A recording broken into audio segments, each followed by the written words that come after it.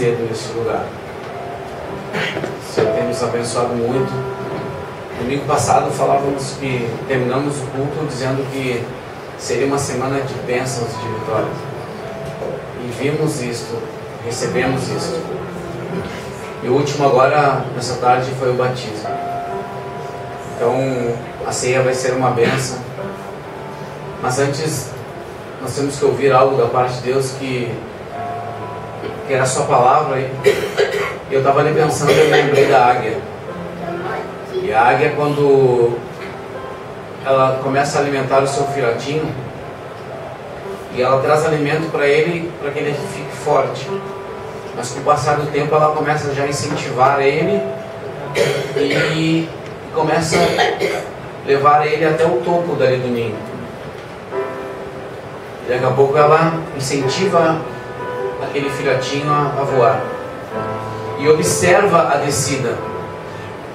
Se caso o bichinho não consiga voltar, ela consegue descer, chegar nele e trazê-lo de volta para o ninho, para alimentar mais um pouco a ele.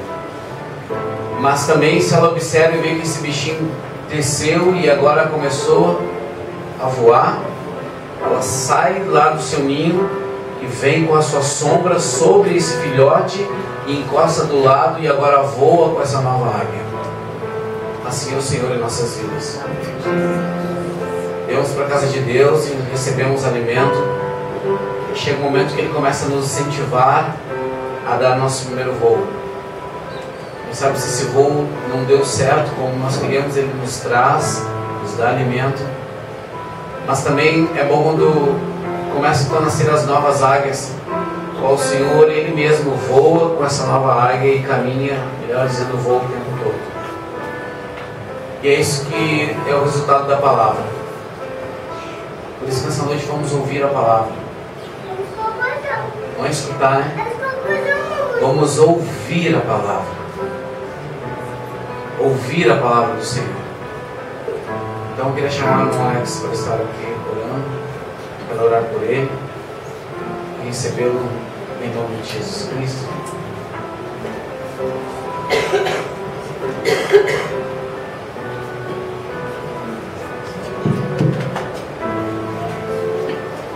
Feche teus olhos, vamos orar. Senhor, meu Deus Pai, no Teu nome, Jesus Cristo. Obrigado, Senhor Pai, pela vida do Teu Filho, Senhor. Nós queremos Te agradecer também por essa semana de bênção, Senhor. Qual o Senhor nos une a cada dia em Ti e em Ti nós somos irmãos, Pai. Obrigado pelas famílias que têm chegado, Senhor Pai, que são Tuas. Obrigado pelos milagres realizados neste lugar. Obrigado pela liberdade que é de celebrar a Tua presença, de estar contigo o tempo todo, Pai. Muito obrigado, porque aqui o Senhor se faz presente. Obrigado por usar os Teus servos poderosamente no louvor, Senhor, de uma maneira tremenda, Senhor Pai. Com a sua parte fizeram de bênção, Senhor Pai, e nos trouxe a Tua alegria, a Tua paz. Agora, no nome de Jesus Cristo, Pai, que o Senhor possa abençoar a vida do Teu servo. Mais ainda que o Senhor já tenha abençoado, Senhor Pai, pois tem sido, Senhor, um esposo, tem sido, Senhor Pai, um pai dentro do seu lar, um esposo, Senhor, junto à sua esposa, e sua filha, Senhor, seus filhos. Tem sido aquele que tem sido um profeta, um sacerdote, um rei em sua casa. Tem mostrado, Senhor Pai, testemunho de fé, de alegria em Ti, Pai. Muito obrigado, Senhor Pai, por o Senhor ter escolhido esse ministério, Senhor Pai, para estar, Senhor, juntos, Senhor Pai, para ouvirmos a palavra que vem da boca do Teu Filho. Pois nessa noite ele tem a liberdade, Senhor Pai, para pegar a Tua palavra, Senhor Pai, para louvar o Teu nome, Senhor. E a gente, Senhor, nós aqui, Pai, louvamos a Ti, somos Teus ministros, intercedemos por Ele. E a Tua igreja nessa noite vai ser abençoada, Senhor Pai, pela palavra, Senhor Pai, pelo testemunho, por tudo que o Senhor já tem colocado no seu coração, Pai. Então, no nome de Jesus Cristo, repreendemos tudo que não provém de Ti, Pai. Todo espírito de ira, contenda, Pai, desconfiança.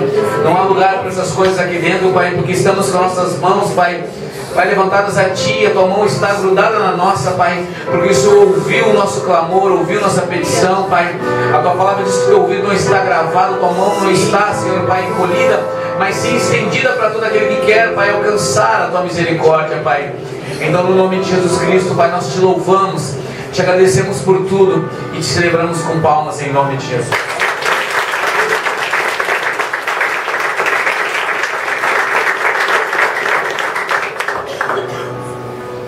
irmãos, estão com a paz do Senhor. Vamos continuar um pouquinho em pé, porque a gente vai ler um trecho da palavra de Deus e depois a gente senta para, com reverência, escutar o que Deus tem a nos falar e comer, né? Mastigar. Isso vai fazer efeito nos nossos corpos, né? Tanto em corpo de Cristo individual, como corpo de Cristo em igreja. Em nome de Jesus, eu creio que o Senhor vai falar primeiramente ao meu coração e ao coração de todos os irmãos aqui. Um dia de celebração, né? Tão tremendo, de batismo, de ceia do Senhor. Pediria que os irmãos abrissem a palavra lá em Juízes, capítulo 13. Livro de Juízes, ali no início da Bíblia, depois de Josué.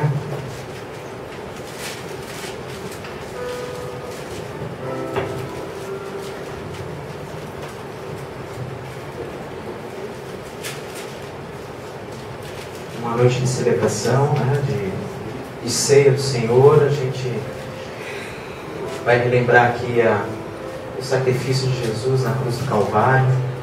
Ele se entregou por nós, né, sua vida, entregou seu corpo, derramou seu sangue, levou sobre si todos os nossos pecados, né? E hoje não é noite de tristeza não, é de celebração, para a honra e glória do Senhor. Celebração em família. Então, falando de família, vamos abrir, né, o álbum de família aqui, de uma família da fé, o álbum de família de Sansão, tá ok? Diz assim: tendo os filhos de Israel tornado a fazer o que era mal perante o Senhor, este os entregou nas mãos dos filisteus por 40 anos. Havia um homem em Zorá, da linhagem de Dan, chamado Manoá, cuja mulher era estéril e não tinha filhos. Apareceu o anjo do Senhor. Anjo do Senhor, eu quero que os irmãos observem que está escrito com um A maiúsculo, né? A esta mulher ele disse: eis que és estéril e nunca tiveste filho, porém conceberás e darás à luz a um filho.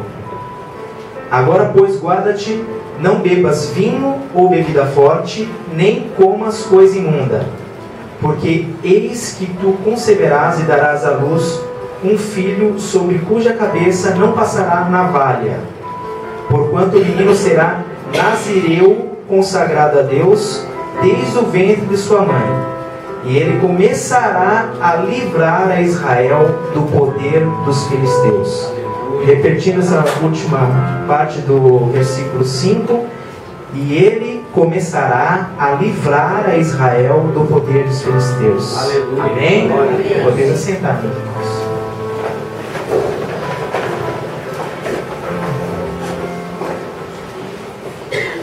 Mais uma vez a palavra de Deus relata, né, que o seu povo tinha tornado a fazer mal, né, andar de forma de um procedimento não correto diante de Deus, e o Senhor, entristecido com isso, entregou o seu povo à escravidão, né, na mão de um povo chamado filisteu. E, historicamente, vamos relembrar um pouquinho quem era esse inimigo, né? Os filisteus faziam parte de um povo chamado povos do mar, tá? Que eles migraram ali da região da Grécia, e eles assumiram aquela parte da planície ali, junto ao mar ali da terra prometida, de Canaã. E para essa terra, essa parte da terra prometida ao povo de Deus, eles deram o nome de Palestina, que perdura até os dias de hoje, né? É comum a gente escutar notícias sobre faixa de Gaza que separa ali, não somente fisicamente, mas espiritualmente o povo de Deus e esses descendentes aqui dos filisteus, né? Durante a conquista da Terra Prometida, ali voltando para o livro de Josué, no capítulo 13, versículos 1 e 2, os israelitas não conseguiram tomar essa terra aqui dos filisteus. E eu peço assim, os irmãos sentirem, os descendentes de Bereia aí, os bereanos, se preparem aí que a gente vai ler bastante a palavra de Deus hoje, porque o homem aqui na frente pode até falar coisas que não estão de acordo com a palavra de Deus, e eu pedi para que o Espírito Santo não me deixasse falar isso, nem confundir a igreja, tá? Por isso que eu quero estar firmado na palavra de Deus, e eu quero que vocês sejam que nem os crentes de Bereia, os bereanos lá, que confirmem depois isso na palavra de Deus, ou acompanhem aqui cada leitura da palavra aqui, tá ok? Amém? Amém.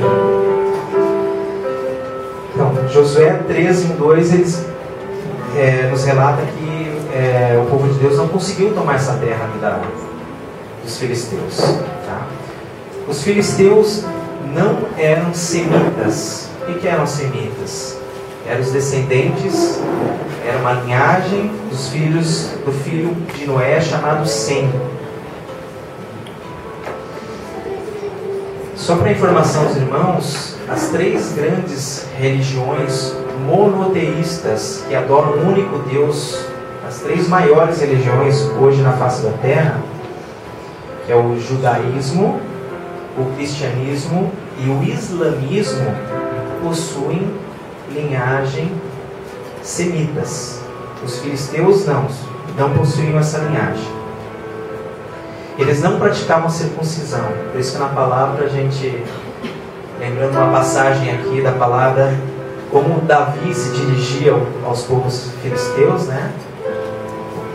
Que não aceitava provocações e nem que os filisteus ofendessem o povo de Israel.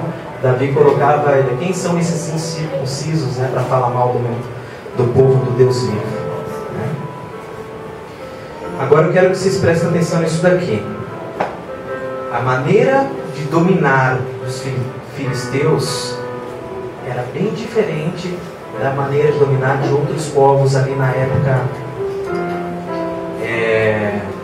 de Josué e seguindo, né, até Davi e dali para frente. Os filisteus, eles realizavam a dominação através da infiltração. Isso é muito importante, igreja. Infiltração. Através de quê? Casamentos mistos, relações comerciais, né, e outros pactos pacíficos. Eles eram mais perigosos que os outros povos porque eles ameaçavam dominar integralmente o povo, a nação do Senhor, o povo de Deus ali, Israel. Eles prevaleceram algumas vezes até o reinado de Davi. Os irmãos podem conferir depois em 1 Samuel 17:26 e o versículo 36. Os filisteus oprimiram o povo de Deus, Israel, mais tempo do que qualquer outro opressor.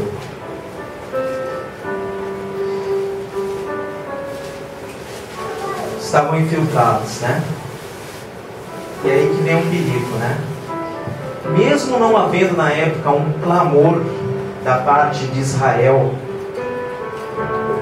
para Deus pedindo a libertação, porque Israel era cativo desse povo filisteu, o Senhor entrou com providência, pois parecia que o povo de Deus estava acostumado a viver amistosamente com os filisteus. Como se deu isso? Esse início do livramento, né? No versículo 3,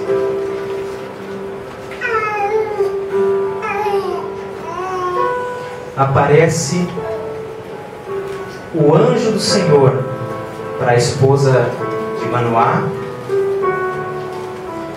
E a gente percebe que quando Deus quer realmente fazer algo tremendo no mundo, impactar o mundo, Ele não manda um exército, Ele manda um anjo. Vemos diversas ocasiões um anjo visitando o casal, prometendo-lhes enviar uma criança. Temos motivos de sobra para crer que o anjo do Senhor aqui era o próprio Deus,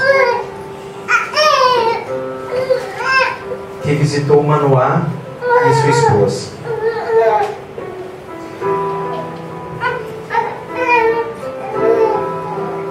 Tem um detalhe no capítulo 13 que diz que depois de passar as instruções para a esposa de Manoá, Manoá não estava presente no primeiro contato da sua esposa com esse anjo do Senhor. Então Manoá foi e pediu uma confirmação e pediu para que Deus falasse novamente e passasse a instrução para ele junto. E o Senhor, o anjo, apareceu novamente lá. E a diferença entre um anjo com A maiúsculo, quando aparece na palavra do Senhor, e um anjo com A minúsculo, é que o anjo de A minúsculo, ele não aceita adoração. E esse anjo aqui, depois de ter dado as instruções para Manoá e sua esposa, esse casal quis preparar uma comida para ele, e ele diz: não, faça um sacrifício, um holocausto, que Deus vai receber. Enquanto ele preparava o holocausto, o anjo se viu maravilhado, e Manoá perguntou para ele: qual que é o seu nome? Ele disse: por que perguntas o meu nome, que é maravilhoso? E esse é maravilhoso que se fala aqui na passagem de Juízes, é o mesmo maravilhoso que se encontra lá em Isaías 9:6. Quem era esse? Jesus, né? Não é tremendo isso? O próprio Jesus aparecer para um casal e dizer: olha, eu tenho uma coisa tremenda para te falar, e uma promessa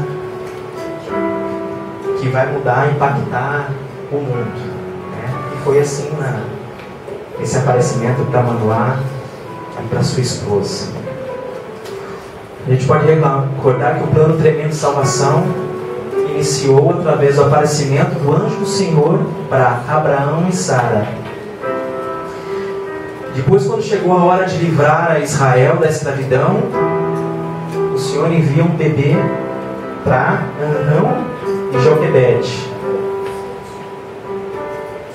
Quando Deus queria que o povo passasse por um reavivamento, Ele mandou o pequeno Samuel para Ana. E quando Deus quis mudar a história da humanidade, Ele mandou Jesus para Maria. Aleluia. Essa criança que cresceu, que morreu na cruz pelos nossos pecados e o pecado de todo mundo.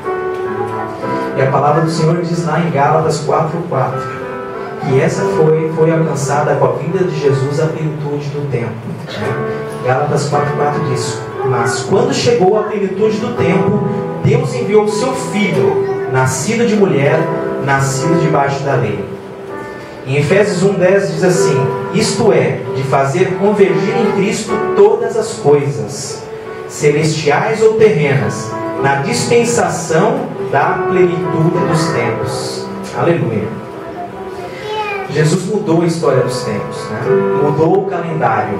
Depois da vinda de Jesus, o mundo foi dividido em tempo, antes de Cristo e depois de Cristo.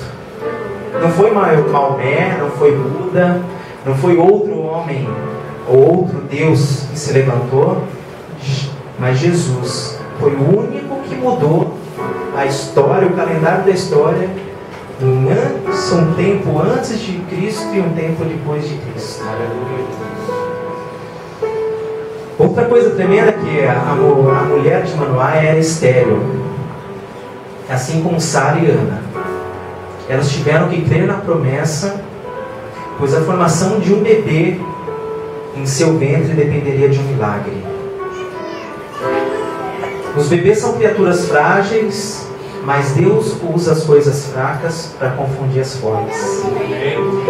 Os bebês precisam de tempo para crescer, mas Deus é paciente e nunca atrasa no cumprimento da sua vontade. Cada bebê enviado a Deus é um presente dele. O enviado por Deus é um presente dele. É um novo começo, traz contigo um imenso potencial.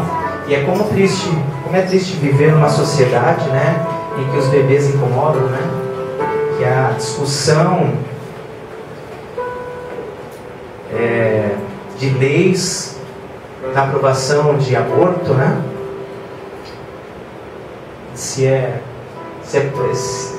O mundo clama, né? O mundo, que eu digo lá fora, clama pela oportunidade de matar os bebês indesejados, né? Agora, os irmãos já conhecem histórias de crianças, e crianças também famosas, tipo de Beethoven, né? São crianças, muitas crianças que foram abandonadas, foram indesejadas, e que Deus tinha um propósito tremendo para a vida dessas crianças, né?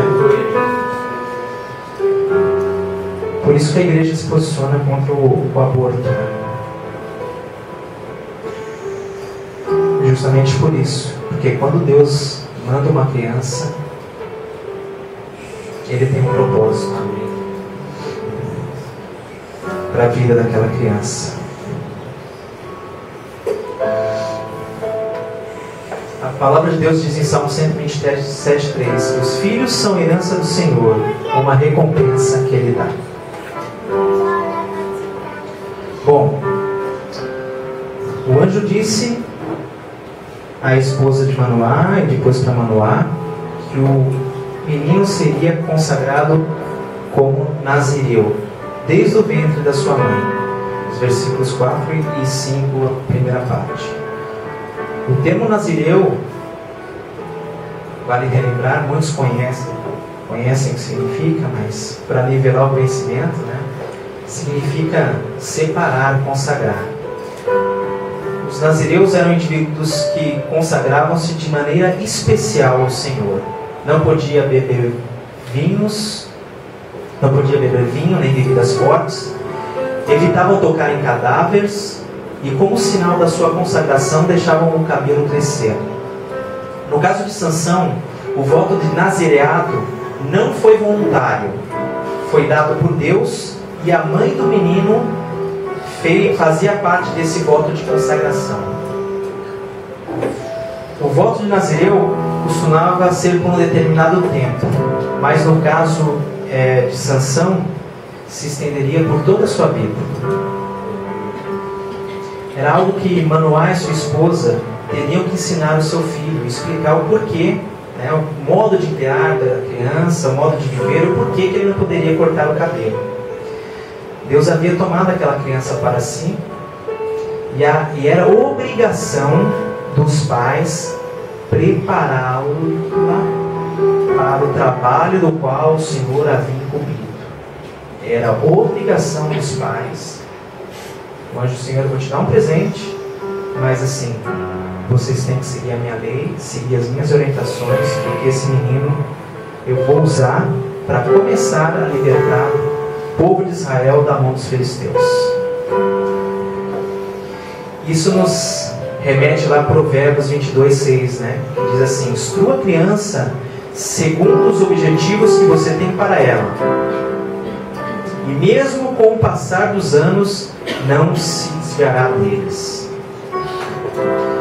Para qual propósito o menino foi dado aos pais? Ao contrário da maioria dos juízes, né? Sansão não livrou o povo da dominação estrangeira, mas começou um processo de libertação, que seria concluído por outros.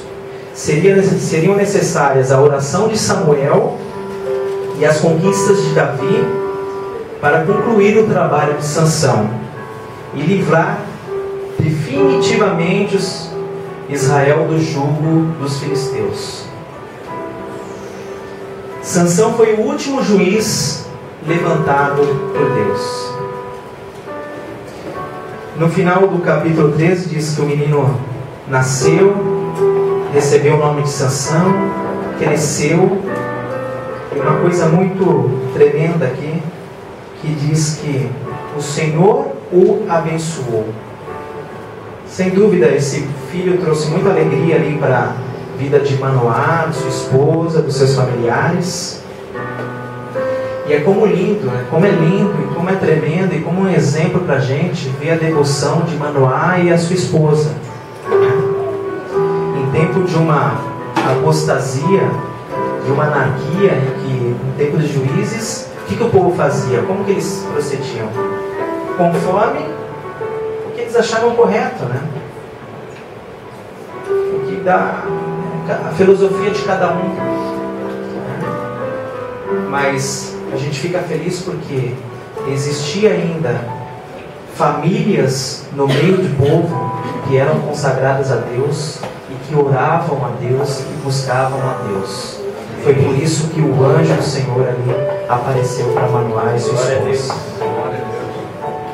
É impossível não ficar impressionado com a devoção de Manoá, de sua esposa, tanto um para o outro quanto para Deus. E no final do capítulo 13, versículo 25, diz que o Espírito do Senhor passou a incitá-lo. O Espírito do Senhor passou a dirigir a vida de Sansão.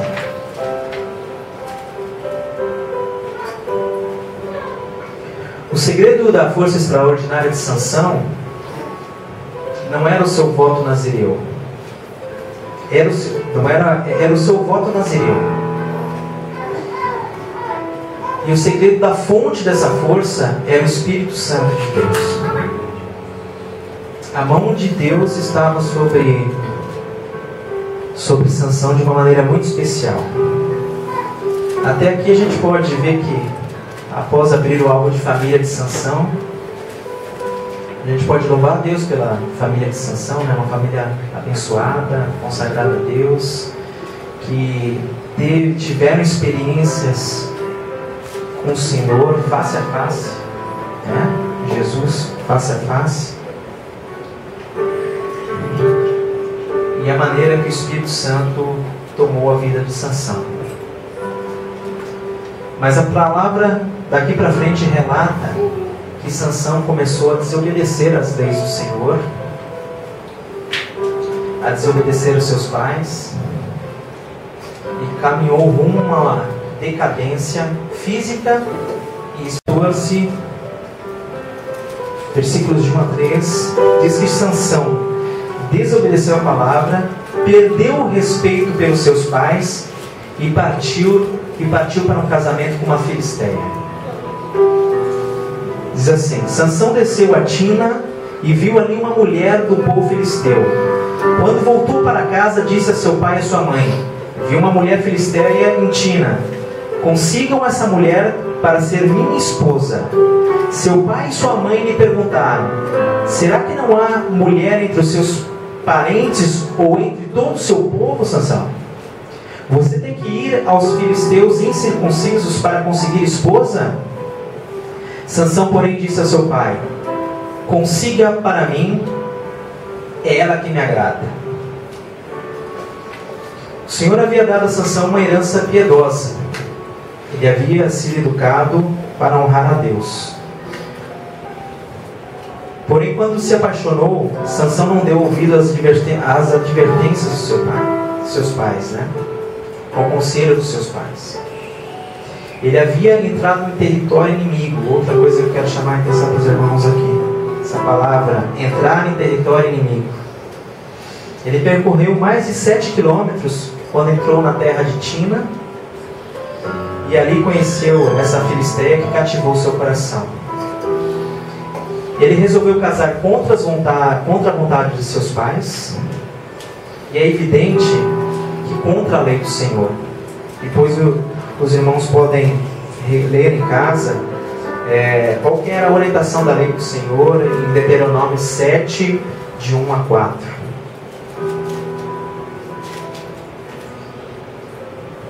Sansão já estava vivendo pelas aparências e não pela fé. Era controlado pela concupiscência dos olhos e não pela palavra. Concupiscência quer dizer, meus irmãos, desejo descontrolado por adquirir alguma coisa. E a palavra de Deus nos exorta em 1 João 2, 15 a 17, diz assim: não amem o mundo, nem o que nele há. Se alguém amar o mundo, o amor do Pai não está nele. Pois tudo o que há no mundo, a cobiça da carne, a cobiça dos olhos e a ostentação dos bens, não provém do Pai, mas do mundo. O mundo e a sua cobiça passam, mas aquele que faz a vontade de Deus permanece para sempre. Amém. Sansão não estava agradando nem ao Senhor, nem aos seus pais, mas apenas a si mesmo, conforme relatado na passagem que nós lemos anteriormente. Além de desobediência aos pais e a palavra, as leis de Deus, aqui, na ocasião desse casamento, desse noivado, na realidade, Sansão começa a quebrar parte do voto de Nazireu. Em Juízes 14, 5, 6 diz assim: Sansão foi para Tina com seu pai e mãe. Quando se aproximaram das vinhas de Tina, de repente um leão forte veio rugindo na direção dele. O Espírito do Senhor apossou-se de Sansão, e ele, sem nada em mãos, rasgou o leão como se fosse um cabrito. Mas não contou nem ao pai, nem à mãe o que fizeram. Ao que parece que, ao descer com os pais para a cidade de Tina, ao entrar no território inimigo, Sansão deixou seus pais de lado e tomou um atalho. E ele foi cortar caminho pelas vinhas ali daquele território. Sansão saiu da estrada principal e foi atacado por um leão. Uma vinha era um lugar perigoso para quem tinha um voto de Nazireu, não é? Número 6, 4 diz assim: enquanto for Nazireu, não poderá comer nada que venha da videira, nem mesmo as sementes ou as cascas. Será que Deus enviou um leão para fazer Sansão recuar, relembrar que ele tinha se desviado do caminho? Às vezes queremos pegar atalhos e esquecemos que Deus aplana os nossos caminhos, que Deus derruba as barreiras, que Deus destrói os obstáculos. O Espírito Santo deu a Sansão o poder de derrotar o inimigo, mas Sansão persistiu em seu caminho de desobediência rumo ao interior do território inimigo, e a um casamento ilícito. De novo, em Juízes 14, 8 e 9, relata que Sansão quebra outra parte do compromisso do seu voto de Nazireu. A palavra diz que ele resolveu pegar aquele caminho de novo e dar uma espreiadinha no seu troféu, né? Chegando lá, ele viu que tinha um favo de mel, uma colmeia, e ele pegou daquele mel, comeu daquele mel, que estava numa carcaça, e ainda mais, ele levou para os seus pais comerem esse mel retirado da carcaça. E a palavra de Deus diz que ele não avisou os pais da onde era a fonte desse mel. Ele estava quebrando aqui a segunda parte do voto nazireu, que era O nazireu era proibido de tocar em coisa imunda, era proibido de tocar um animal morto, que seja, alguém morto.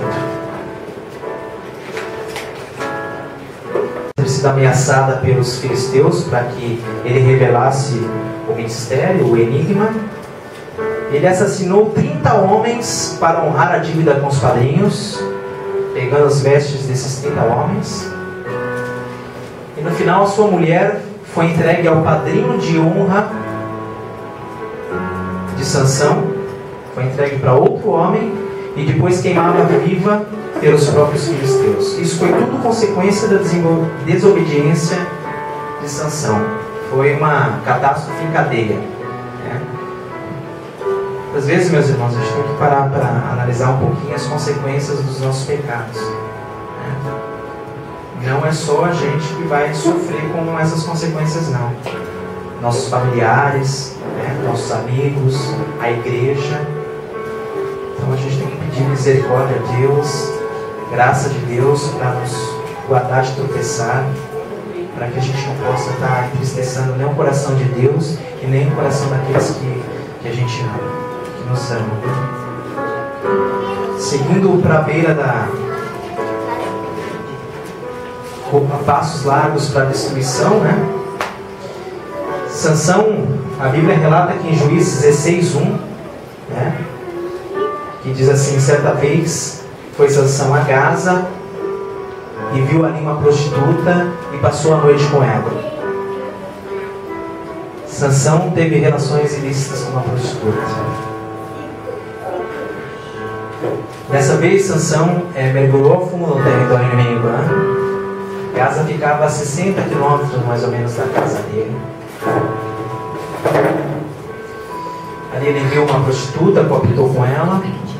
E mais uma vez ele se entregou às concupiscências, né, ao desejo descontrolado dos olhos e da carne. Sansão passou a ser escravo das suas paixões. Para nós parece inacreditável que um servo de Deus que fez grandes coisas pelo poder do Espírito Santo visitasse uma prostituta, mas o relato bíblico é bem claro sobre isso. Sem dúvida, o Senhor não aprova esse tipo de comportamento, especialmente de um nazireu, de uma pessoa consagrada e separada. Esse episódio foi mais um passo na jornada de Sansão rumo à destruição. Juízes 16:14 diz assim: depois dessas coisas ele se apaixonou por uma mulher do vale de Sorek, chamada Dalila. O vale de Sorek ficava entre Zorá e Tina, na fronteira de Judá com a Filistéia, com a Filístia, né, com a Palestina. A cidade era Bet-Semes, e foi ali que Sansão conheceu Dalila. Meus irmãos, outra coisa para prestar atenção aqui no texto aqui, e nesse conceito aqui: sempre que Sansão entrava em território inimigo, ele descia, tanto em termos geográficos como em termos espirituais.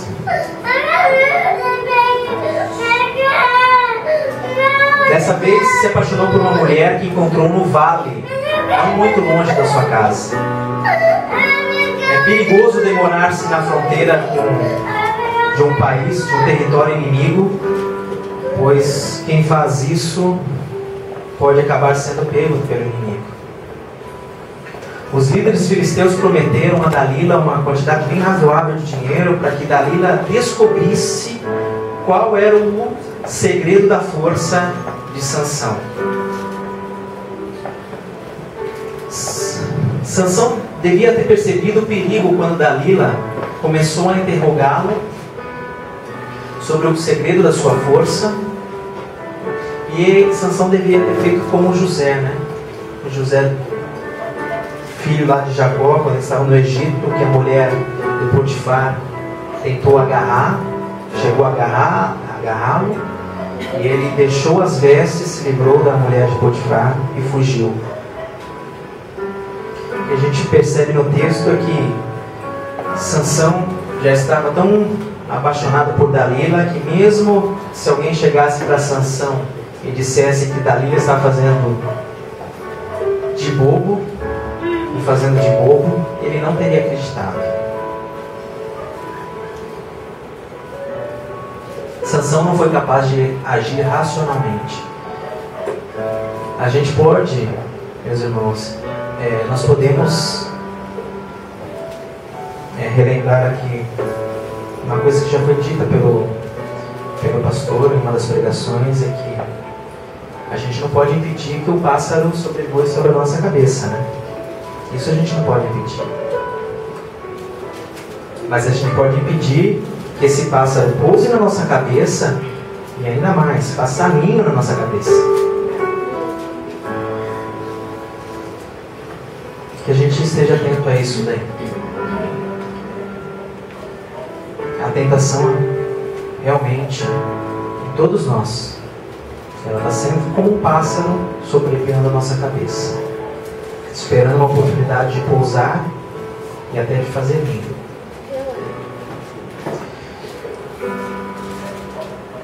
Sansão foi entregue por Dalila aos filisteus depois de 3 fortes evidências de que ela assim faria.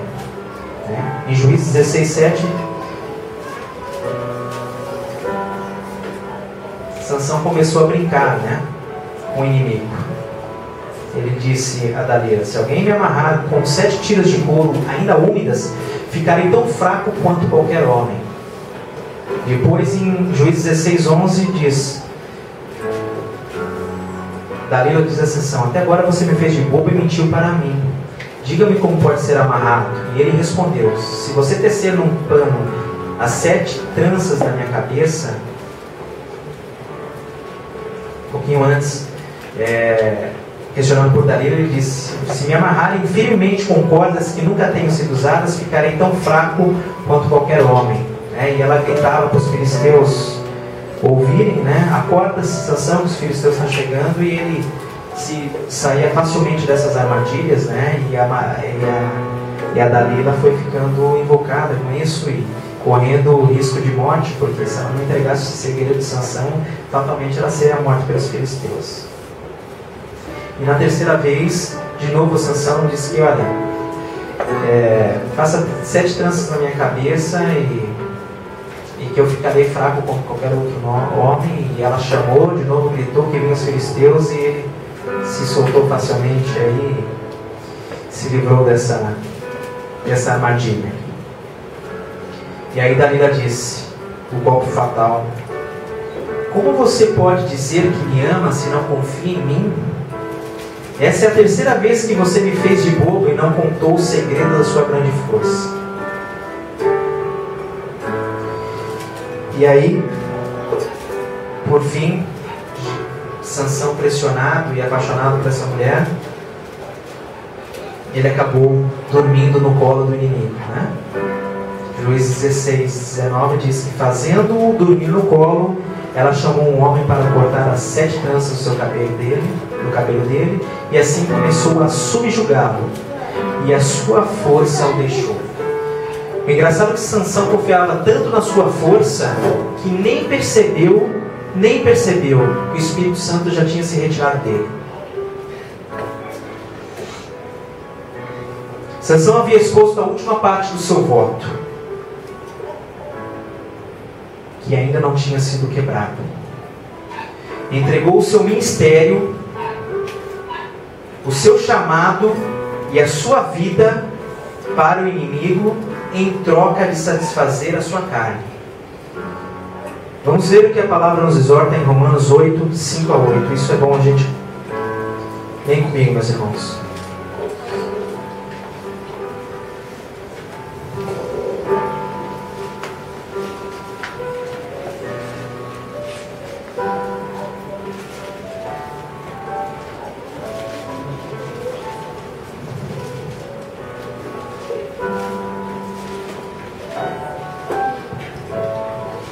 Diz assim: quem vive segundo a carne tem a mente voltada para que a carne deseja.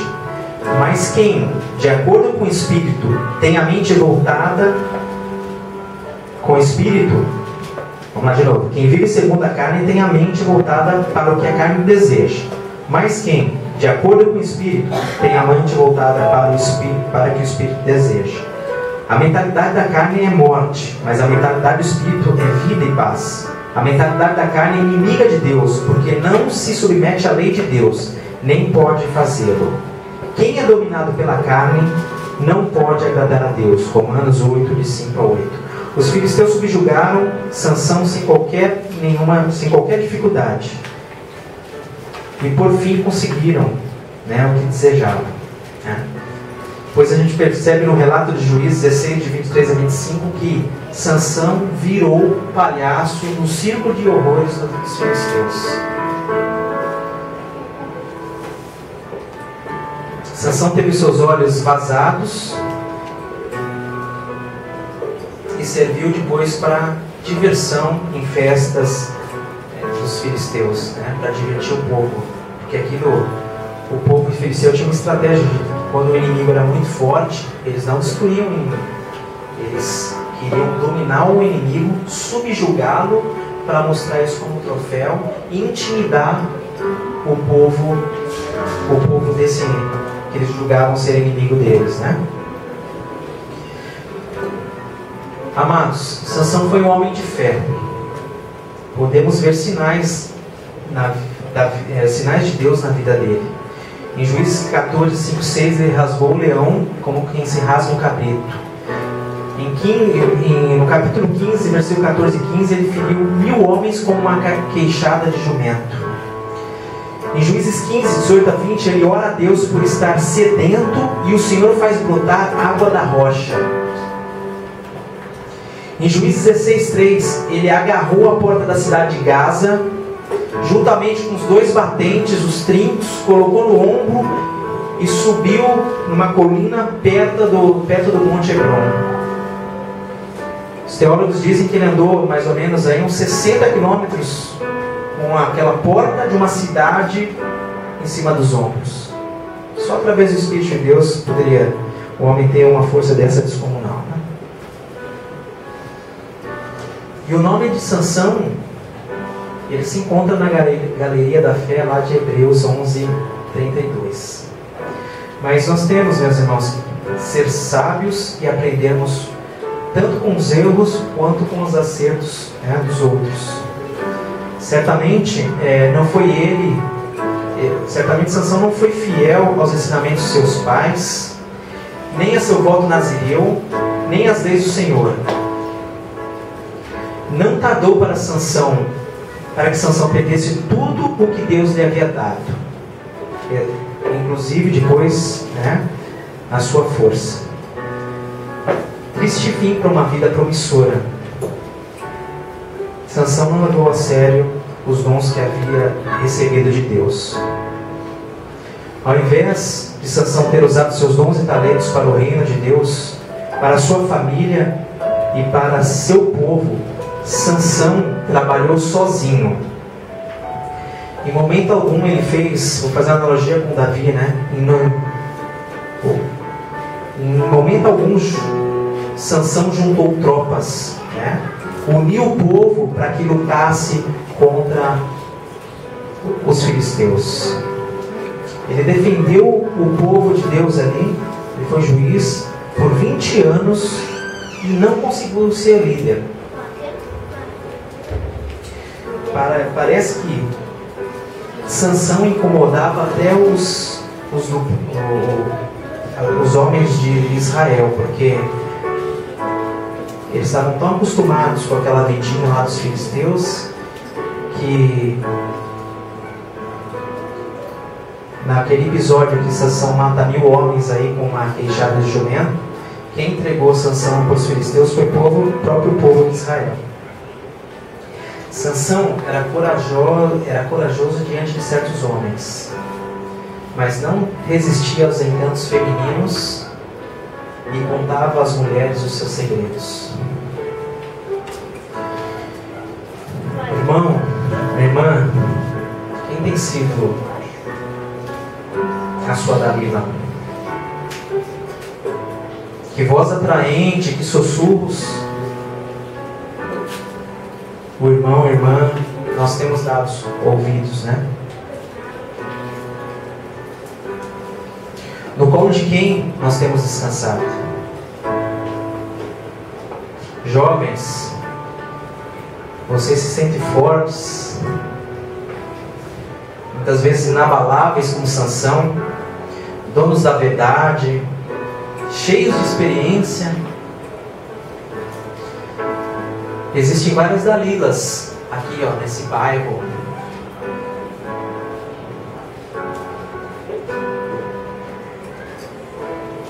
Na vizinhança,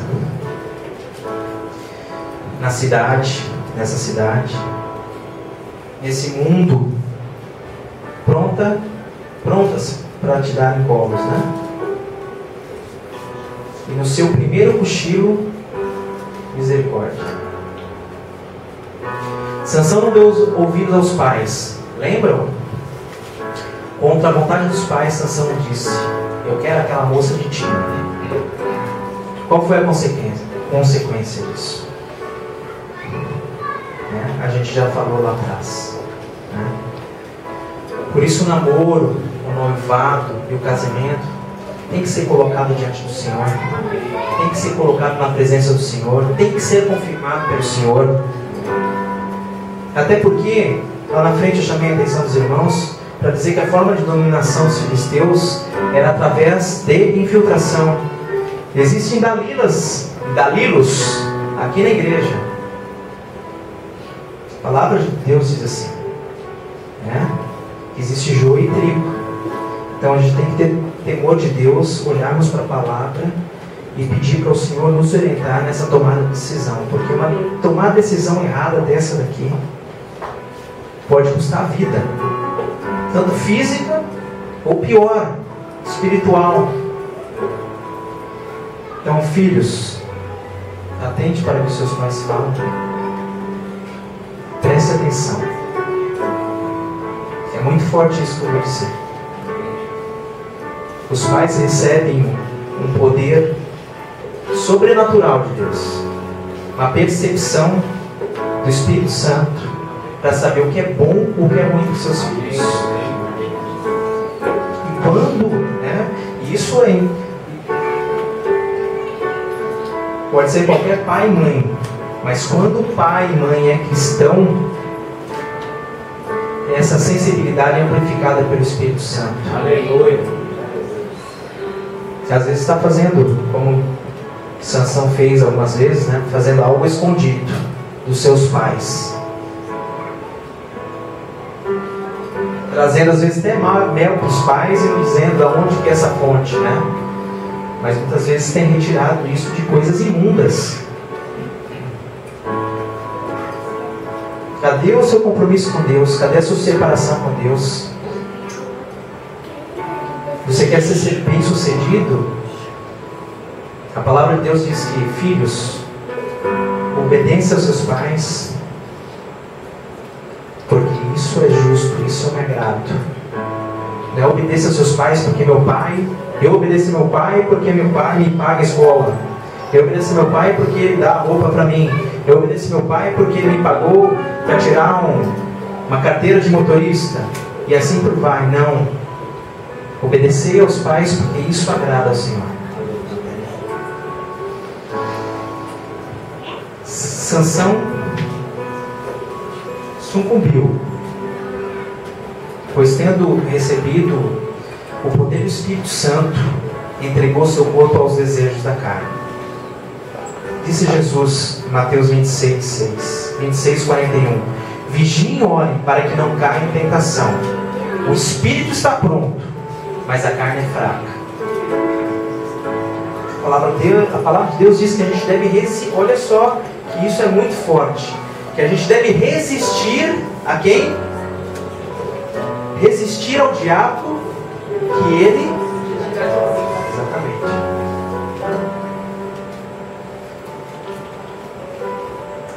Mas a palavra de Deus diz também que a gente deve fugir da carne, não resistir da carne. Se colocar em situação para ver, testar qual que é a nossa resistência. Ele deve fugir. O espírito está pronto, mas a carne é fraca. É a nossa essência. Depois da queda do homem, esse corpo aqui, você pode colocar um prato de comida e um prato de carniça e mandar o urubu decidir. Para onde que o urubu vai? Vai comer manjar? Uma feijoadinha feita na hora? Ou vai para a carcaça? Da mesma forma, esse corpo aqui, depois da queda do nosso primeiro pai, dos nossos primeiros pais, Adão e Eva, né, nós nascemos com essa carne corrompida. Por isso que a cada dia nós temos que pedir para o Senhor mortificar essa carne e o Espírito de Deus tomar conta de nós. Sansão foi chamado a declarar guerra aos filisteus e confraternizou com o inimigo. Tentou a casar até com uma filisteia. Sansão brincou algumas vezes, mas o inimigo não brincou. A primeira chance evidente, primeira oportunidade certa, o inimigo abateu.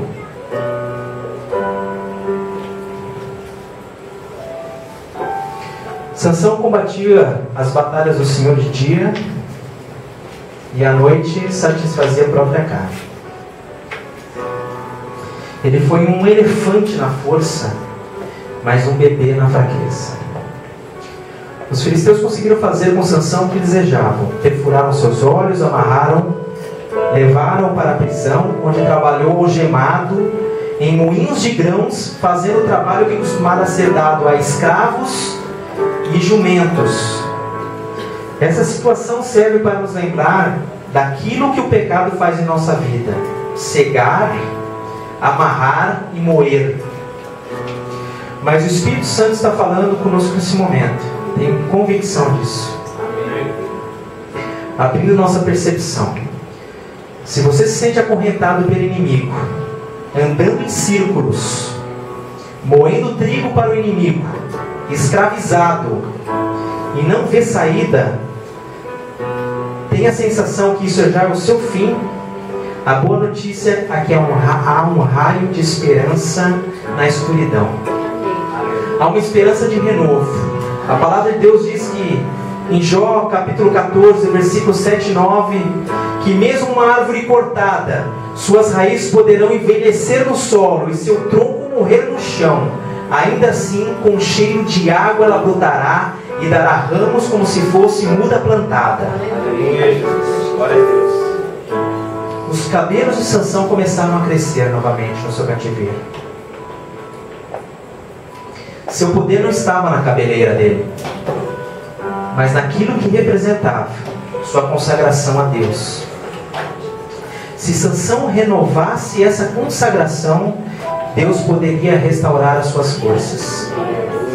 Creio que enquanto girava a pedra de moinho, ele conversava com o Senhor, confessando os seus pecados e pedindo a Deus uma última oportunidade para derrotar o inimigo e glorificar o nome de Jeová. Aleluia. A palavra de Deus diz em João, 1 João 9, assim: se confessarmos os nossos pecados, Ele é fiel e justo para perdoar os nossos pecados e nos purificar de toda injustiça. Romanos 8, de 1 a 2, nos confirma que Jesus Cristo é o nosso Redentor. Portanto, agora já não há condenação para os que estão em Cristo Jesus. Porque por meio de Cristo Jesus, a lei do Espírito da vida me libertou da lei do pecado e da morte. Em Hebreus 4,15 diz que Jesus é nosso sumo sacerdote. Pois não temos um sumo sacerdote que não possa compadecer-se das nossas fraquezas, mas sim alguém que, como nós, passou por todo tipo de tentação, porém sem pecado. Aleluia! Não podemos esquecer que Deus não tenta ninguém. Deus prova. Hebreus 12, 18. Porque tendo em vista o que Ele mesmo sofreu quando tentado, Ele é capaz de socorrer aqueles que também estão sendo tentados. Cada um, porém, é tentado pela sua própria cobiça, sendo por esta arrastado e seduzido. Isso está lá em Tiago 1,14. Quando alguém for tentado, jamais deve dizer: eu sou tentado por Deus, pois Deus não pode ser tentado pelo mal, e a ninguém tenta.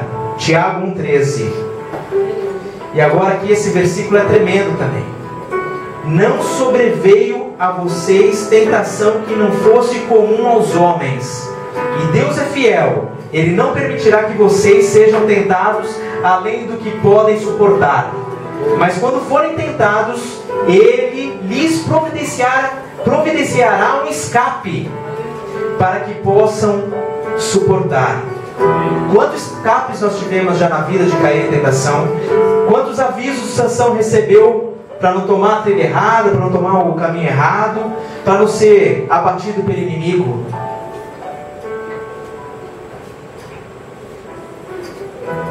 Deus prova os corações ao invés de tentar.